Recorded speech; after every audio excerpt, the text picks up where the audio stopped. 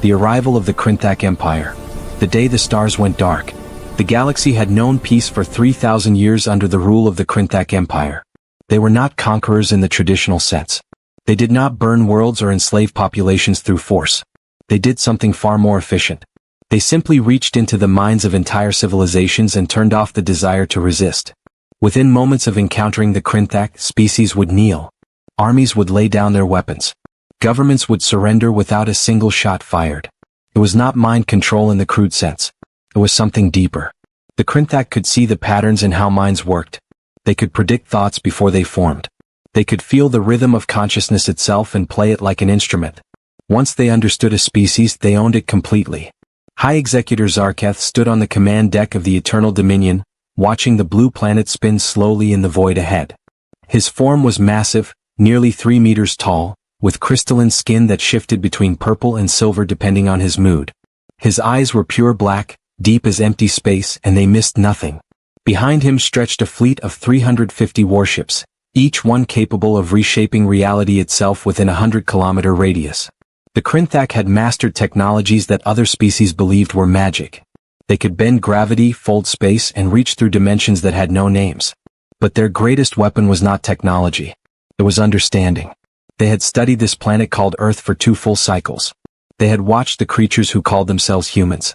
They had analyzed their broadcasts, decoded their languages, and mapped the structures of their primitive electronic networks. The Krinthak knew everything about humanity except one thing. They did not know why humans were so loud. The noise that should not exist. Every species the Krinthak had encountered thought in patterns. The Veltari of Proxima thought in perfect mathematical sequences. The Dresh collective shared one consciousness across billions of bodies. The anchored ones of Kepler Prime thought in slow, deep rhythms that lasted for years. But humans were different. Humans were chaos.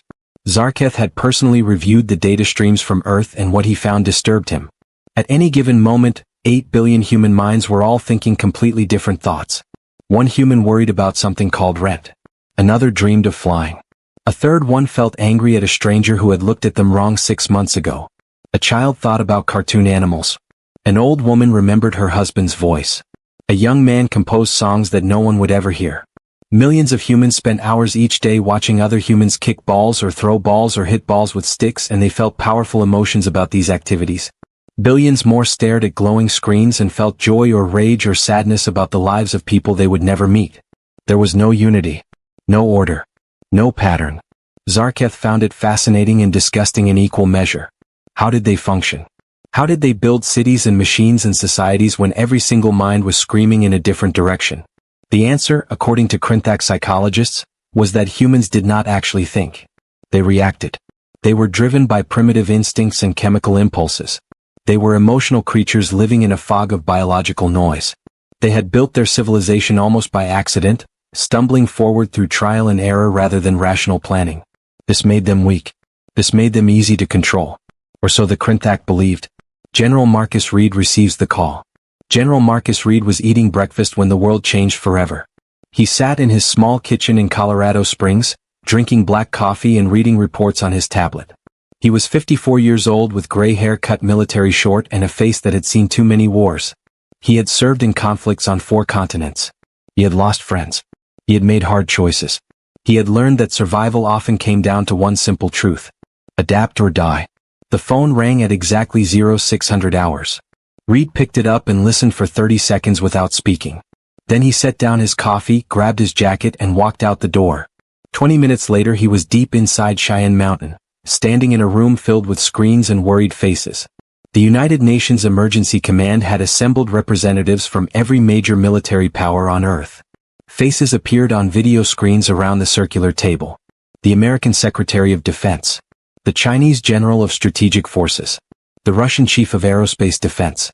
The Indian Space Command Director. All of them looked tired. All of them looked scared. But Reed noticed something else in their eyes too. A hardness. A readiness. Humans had been fighting each other for thousands of years. They knew what war looked like. Admiral Chin Yuki spoke first. She was the commander of Earth's Unified Space Defense Fleet, a small collection of military satellites and experimental spacecraft that most people did not even know existed. She was 62 years old, brilliant, and had zero tolerance for nonsense. The fleet appeared 4 hours ago, she said, gesturing to the main screen. The image showed space near the moon. Hundreds of massive ships hung in the darkness like floating cities. Each one glowed with soft purple light. Each one was larger than anything humans had ever built. We count 350 vessels, Admiral Chin continued. Our long-range sensors detected gravitational anomalies consistent with faster-than-light travel. They came from outside our solar system. They are not from Earth. The first message. The room was silent. Reed studied the alien ships on the screen. They were beautiful in a terrible way. Smooth curves. Crystalline surfaces. They looked more like sculptures than warships. But he could see the power in them. The way space seemed to bend slightly around their hulls. The way light moved strangely near their engines. These were not explorers. These were conquerors. Have they attempted communication? Reed asked. Yes, said Dr. Elena Vasquez. She was the director of SETI, the Search for Extraterrestrial Intelligence, and she looked like she had not slept in days. Approximately 2 hours ago, we detected a massive energy pulse directed at Earth. It was not electromagnetic. It was something else. Something our instruments barely registered. She pulled up data on her screen. Waves of energy that looked wrong somehow. Patterns that hurt to look at. Our best theory is that this was some form of telepathic communication, Dr. Vasquez continued. An attempt to speak directly into human minds. Did it work? Asked the British Prime Minister from his screen. Dr. Vasquez shook her head. No one on Earth reported hearing anything unusual. No voices. No visions. No mental contact of any kind. Whatever they tried to send us, it did not get through. Reed felt something cold settle in his stomach. They tried to contact 8 billion people at once and nobody heard anything? Correct, Dr. Vasquez said. Which suggests their communication method is incompatible with human neurology. Or, she hesitated. Or what? Reed pressed. Or there was too much noise in our heads for the signal to cut through. The human advantage. The room erupted in confused questions. Reed raised his hand and everyone went quiet. He had that kind of presence. Explain, he said simply. Dr. Vasquez took a deep breath. Most communication systems require a certain level of order to function. Radio needs clear frequencies. Computer networks need protocols. If you try to send a signal into pure static, it gets lost. The human mind is not quiet. At any given moment, you are thinking about multiple things. You are processing sensory information, managing emotions, remembering the past, planning the future, and running dozens of unconscious processes. Your brain is incredibly noisy. She gestured to the alien ships on the screen. If these beings evolved to communicate telepathically, they probably developed very ordered minds. Clear thoughts. Organized mental structures. When they tried to broadcast to Earth, they expected to find organized minds they could connect with. Instead they found chaos. 8 billion minds all thinking different things at the same time. Their message got drowned out. Reed understood immediately. It was like trying to have a conversation in the middle of a war zone. No matter how loud you shouted, the explosions were louder. So they cannot talk to us, Reed said. Does that mean they cannot control us either? Dr. Vasquez met his eyes. I believe so. If their conquest method relies on mental domination, and if human minds are too chaotic to dominate, then we might have a natural immunity to their primary weapon. Hope flickered through the room like a candle in the dark. But Reed had been a soldier too long to trust hope alone. What happens when they realize telepathy does not work? He asked quietly. What happens when they decide to use their other weapons instead? Countdown to war. The weapon they never saw coming. Operation Thunderclap had been 30 years in the making. It started in 1995 when a radio telescope in Puerto Rico detected something impossible. A signal from deep space that repeated every 37 seconds with mathematical precision. The message was simple. A warning. It said that mind readers existed in the galaxy and that humanity should prepare. The world's governments had quietly listened. They had built defenses not against physical weapons but against something far more dangerous. They had prepared for the day when someone would try to take away human free will.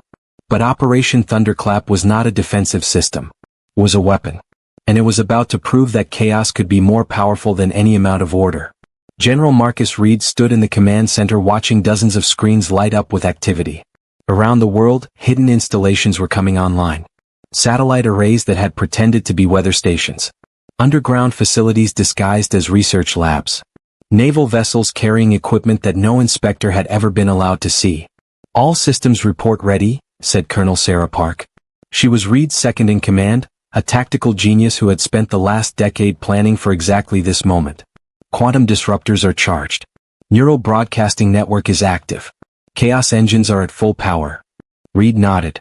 He looked at Admiral Chin Yuki on the main screen. She was aboard the flagship of Earth's small space fleet, the USS Defiance, currently positioned between the moon and the alien armada. "Admiral, are your people ready?" Reed asked. Admiral Chin smiled. It was a cold smile. A warrior's smile. "General, we have been ready since we learned to throw rocks at each other. Let us show these aliens what humanity does best." "What's that?" asked the British Prime Minister from his video screen. Admiral Chen's smile grew wider. "We improvise. Zarketh unleashes the reality anchors." High Executor Zarketh raised one crystalline hand and the bridge of the Eternal Dominion hummed with power. Around him, 350 warships activated weapons that could rewrite the laws of physics within their range. The reality anchors were the Krinthak Empire's ultimate tool of conquest. They did not destroy. They transformed. They could turn air into stone, water into fire, gravity into light. They could make up become down and forward become backward. Any civilization caught in their field would find their entire world becoming alien and hostile. Buildings would melt. Machines would stop working. Even the ground beneath their feet would betray them. Faced with such overwhelming wrongness, every species had surrendered within minutes. Zarketh expected the same from humanity. "Deploy the anchors," he commanded. "Target their major population centers. Reshape their cities. Show them that their world no longer belongs to them." The Krinthak fleet fired. Beams of purple energy lanced down toward Earth, piercing the atmosphere like divine judgment. They struck New York, Beijing, London, Moscow, Mumbai, Tokyo, Cairo, and 50 other cities simultaneously. The reality anchors activated and the world began to change. In Times Square, gravity reversed for 3 seconds. Cars and people floated upward before crashing back down. In Beijing, the air turned briefly into water and people gasped for breath. In London, every piece of metal within a square kilometer suddenly became transparent. But then something unexpected happened. The reality anchors flickered, stuttered, and stopped. Zarketh stared at his displays in disbelief. The anchors were still active. They were still pouring energy into the planet. But the effects were not lasting. Earth kept snapping back to normal reality as if the planet itself was rejecting the changes. "What is happening?" Zarketh demanded. Tarvon worked frantically at her console. "The anchors are encountering resistance, High Executor. But not from any technology. It is coming from the humans themselves. That is impossible. Biological minds cannot resist reality manipulation. Nevertheless, it is happening. Our sensors show that human consciousness is somehow stabilizing local reality. Their collective belief in how things should be is overpowering our attempts to change it." Zarketh felt something he had not experienced in centuries. Confusion. How could simple belief defeat technology that manipulated the fundamental forces of the universe? The answer was both simple and terrifying. 8 billion humans all knew that gravity pulled down, that air was air, and that metal was solid. They knew it with absolute certainty based on a lifetime of experience. And reality, it turned out, paid attention to consciousness. When 8 billion minds all agreed on how things worked, changing those rules became nearly impossible. Operation Thunderclap strikes. "Now," General Reed said quietly. Around the world, the chaos engines activated. They were not weapons in any traditional sense. They did not fire bullets or missiles. They did not produce explosions. What they did was far more dangerous to a species that depended on predicting the future. They produced perfect randomness. The Krinthak had conquered the galaxy by understanding patterns. Their computers could analyze 1 billion variables and predict what would happen next with 99.9% accuracy. They could see an enemy's strategy before it unfolded. They could predict the path of missiles before they were fired. They could know where a ship would be before it moved. But chaos had no pattern. And the chaos engines pumped pure randomness into every system on Earth. Suddenly, every human decision became unpredictable. Every action became uncertain. Every thought became a quantum probability that collapsed in unexpected directions. The Krinthak prediction algorithms started showing impossible results. 1 second, Earth's military was preparing to launch missiles. The next second they were standing down. Then attacking. Then negotiating. Then doing nothing. Then all of those things simultaneously. The Krinthak computers could not process it. They had never encountered a species that made decisions without any logical pattern. Humans, it turned out, were naturally chaotic. The chaos engines just amplified what was already there. Every human capacity for random choice, emotional impulse, and irrational behavior was suddenly operating at maximum intensity.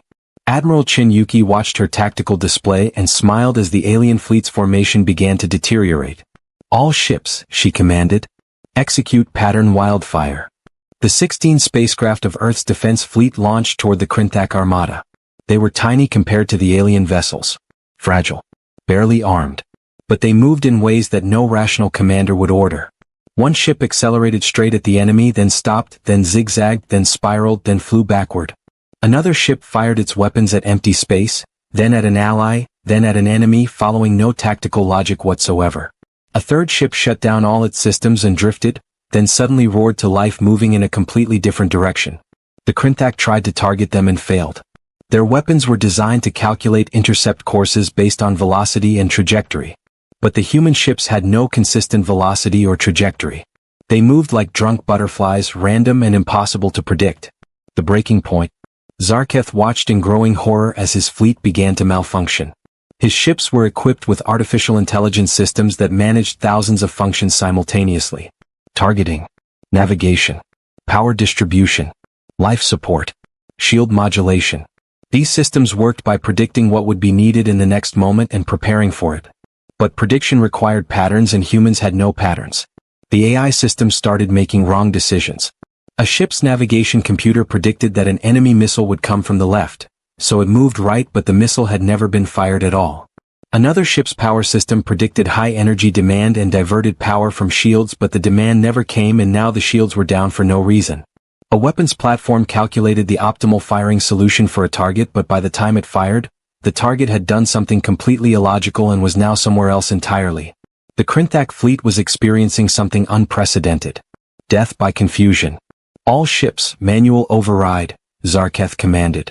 "Disconnect the prediction systems. Operate on direct observation only." But it was too late. The chaos had spread beyond just the prediction algorithms. The Krinthak themselves were telepathic. They could sense each other's thoughts across the fleet. They coordinated instinctively by feeling the intentions of every other Krinthak nearby. This had always been their greatest strength. Until now. Because now, the chaos engines were affecting them directly. The telepathic network that connected the fleet was suddenly filled with random noise from Earth. 8 billion human minds all thinking chaotic thoughts at maximum intensity. The Krinthak could hear it all. Someone worried about a cat. Someone else felt angry about traffic. A child wanted ice cream. A teenager felt heartbreak. An old man remembered a song from 50 years ago.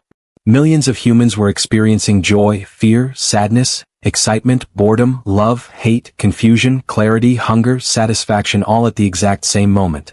The Krinthak telepaths started screaming. Their minds were not built to handle chaos. They needed order. They needed patterns. The flood of random human emotion was like poison to them. Across the fleet, Krinthak officers collapsed. Some went catatonic. Others began babbling in human languages they should not know. A few started crying for reasons they could not explain. 50 seconds to victory. General Reed checked his watch. 43 seconds since Operation Thunderclap began. On the screens around him, he could see the alien fleet falling apart. Ships were colliding with each other. Some were firing weapons randomly into empty space. Others had gone completely dark, drifting without power. "They are trying to retreat," Colonel Park reported. "Approximately 100 ships are attempting to break formation and flee the system." "Let them go," Reed said. "We have made our point." But Admiral Chin had other ideas. From her position aboard the Defiance, she could see the heart of the enemy fleet. The largest ship. The command vessel. It was still operational, still dangerous. If it escaped, it would report back to the Krinthak Empire. It would bring reinforcements. The war would continue. "Defiance to all ships," Admiral Chin broadcast. "Target the flagship. All weapons. Fire on my mark." The human fleet converged on the Eternal Dominion like wolves surrounding a wounded bear. They were small and weak individually, but together, and with the element of complete unpredictability, they were deadly. Zarketh saw them coming. He tried to raise shields, but his ship's systems were still reeling from the chaos infection. He tried to fire weapons, but the targeting computers showed probability fields that made no mathematical sense. He tried to flee, but his navigation system could not calculate a safe jump vector with human ships moving in random patterns nearby. For the first time in 3,000 years of Krinthak expansion, a high executor felt genuine fear. The final moment. Mark, Admiral Chin said calmly. 16 human ships fired simultaneously. Missiles, railgun slugs, laser beams, and experimental plasma weapons all converged on the Eternal Dominion. The Krinthak flagship's shields held for 2.3 seconds. Then they collapsed. The hull breached in 17 places. Atmosphere vented into space. The crystalline structure that gave the ship its beauty began to crack and shatter. Zarketh was thrown from his command chair as the bridge decompressed. Emergency systems activated, sealing him in a protective bubble. Through the transparent walls, he could see his ship dying around him. He could feel his crew's minds going silent one by one. And he could hear something else. The voice of humanity. 8 billion chaotic, unpredictable, impossible minds all celebrating their victory. General Reed looked at his watch again. 50 seconds exactly. Operation Thunderclap had been active for precisely 50 seconds. In that time, humanity had defeated the most powerful empire in the known galaxy. Not through superior technology. Not through military might. But through the one thing humans had in abundance. Beautiful, terrible, wonderful chaos. Stand down all systems, Reed ordered. Prepare rescue operations for any surviving aliens. And someone get me a line to the UN. We need to talk about what happens next. The aftermath. 3 hours later, High Executor Zarketh sat in a human facility deep beneath Cheyenne Mountain. He was alive. 70% of his crew was alive. The humans had pulled them from the wreckage of their ships and given them medical care. Zarketh did not understand why. In Krinthak culture, defeated enemies were absorbed into the Empire or eliminated. They were not rescued. General Reed sat across from him at a simple metal table. Between them was a device that translated Krinthak thought speech into human language. Why did you save us? Zarketh asked. His mental voice was weak, broken. Reed poured 2 cups of coffee. He pushed one across the table even though he knew Zarketh could not drink it. The gesture mattered more than the substance. Because we are not conquerors, Reed said. We do not want an empire. We just want to be left alone. You destroyed my fleet in less than 1 minute, Zarketh said. You possess a weapon that can defeat any organized civilization in the galaxy. You could conquer everything. Reed smiled tiredly. We could. But we would not enjoy it. Humans are terrible at working together. We argue. We disagree. We fight over everything. The only time we truly unite is when someone threatens all of us at once. He leaned forward. You want to know our secret? We do not have one. We are just chaos that learned to build spaceships. We are random noise that somehow developed consciousness. We should not work but we do. And that makes us very, very dangerous to anyone who depends on predicting the future. Zarketh understood then. The Krinthak had conquered 400 worlds by understanding how minds worked. But human minds did not work. They stumbled forward through trial and error, making it up as they went along, succeeding despite themselves. You cannot predict chaos. You cannot control randomness. And you certainly cannot conquer a species that treats logic as a suggestion rather than a rule. What happens now? Zarketh asked. Reed stood up. Now you go home. You tell your empire what happened here. You tell them that Earth is off limits. And if anyone else comes looking for an easy conquest, they will find the same thing you found. What is that? Humanity, Reed said simply. In all our beautiful, chaotic, unpredictable glory. The message to the stars. 1 week later, the surviving Krinthak ships limped out of Earth's solar system. They carried with them a message that Admiral Chen had personally recorded. It was broadcast on every frequency known to science. Both electromagnetic and telepathic. The message was simple. This is Admiral Chen Yuki of Earth. To any civilization listening, we offer friendship and peace. But know this. Humanity will not kneel. We will not surrender. We will not be controlled. We are chaos. We are randomness. We are 8 billion individual minds that refuse to think as one. If you come in peace, you will find allies. If you come to conquer, you will find only defeat. Choose wisely. The message spread through the galaxy at the speed of light and faster through telepathic channels. Civilizations that had never heard of Earth suddenly knew its name. The Krinthak Empire, humiliated and confused, withdrew from 3 sectors of space. Other species who had been planning invasions quietly changed their plans. And on Earth, humanity went back to its normal chaos. People argued about politics. They worried about their jobs. They fell in love and out of love. They created art and destroyed it. They fought with each other and made peace. They laughed and cried and dreamed. They were